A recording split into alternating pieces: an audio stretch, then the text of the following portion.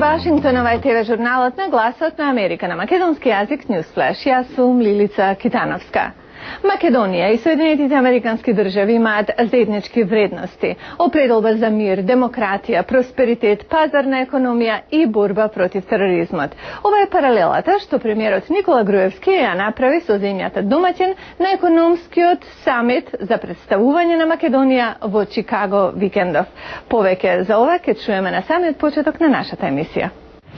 Во време на кредитна криза, што овде во САД се споредува и со големата депресија, Македонија се представува како земја на економски можности, како ново економско чудо во Европа. Во Чикаго, сојузната држава Илиноис, се одржа форум на кој владин тим, начело со премиерот, ги изнесе достигнувањата на државата во сите сфери на економијата. Посетеноста беше импозантна, интересот на присутните забележителен, а ентузијазмот на излагачите на високо ниво. Како што кажа премиерот Никола Груевски, дури и неговите очекувања биле надминати. За амбасадорот на Македонија во САД, Зоран Јолевски, кој релативно кусо време престојува во Вашингтон, ова беше веќе трета можност да ја представи Македонија на голема врата во САД. Пред 6 месеци мразот беше скршен во главниот град. За изминатава недела за Македонија да се зборува во бизнес заедниците на Сан Франциско и на Чикаго. Груевски веднаш изгради мост со американската публика.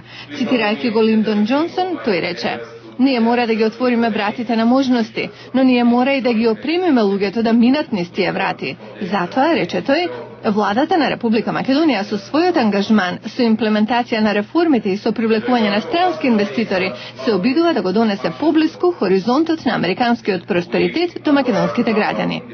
Вице-премиерот Зоран Ставревски стави цифри и факти на сликата за Македонија. Своето детално излагање го сумираше во неколку точки. Македонија има статус на кандидат за приклучување на Европската унија. Ги исполнила НАТО стандардите. Има долгорочна макроекономска стабилност. Млада, расположива и компетитивна работна сила со просечна плата од $500 американски месечно. Пристап кон проширен пазар од 650 милиони потрошувачи, квалитетна инфраструктура, најатрактивен даночен пакет во Европа и влада подготвена да им помогне на постојни и идни инвеститори. Нагласката на добра волја особено ја потенцираше присуството на американскиот амбасадор во Македонија Филип Рикер.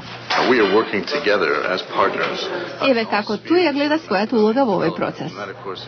Во рамки на договорот за стратешко партнерство, подпишан од секретарот Раис и министерот за надворешни работи Милошевски во мај годинава, ние сме партнери во сите сфери на развој и тоа ја вклучува и економската, комерцијалната сфера. Моето учество во оваа македонска програма беше да помогнам од американска страна, да ја представам Македонија на инвеститори и бизнес луѓе како можност за иднината, зашто САД веруваат дека постојат можности кои се добри за американскиот бизнес во Македонија и во југоисточниот европски регион.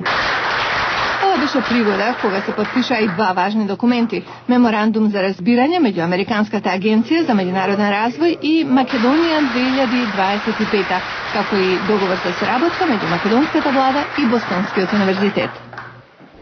Во нашата утрешна емисија ние ќе се навратиме на овој значаен настан преку видувањата на неговите учесници. А сега да видиме што се случуваше на економскиот самит во Вашингтон, на кој присуствуваа лидерите на најразвиените индустријски земји и земјите во развој.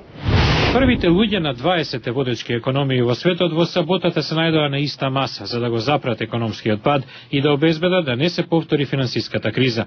Американскиот претседател Џорџ Буш смета дека средбата била продуктивна. Фундаменталното прашање беше дали ќе бидат можни суштински спогодби со толку многу земји од 6 континента и различни фази на развој. Со задоволство велам, апсолутно да. Земјите од групата 20 ветија дека ќе ги стимулираат своите економии, а истовремено поддржаа поголема контрола и регулација на глобалниот финансиски систем.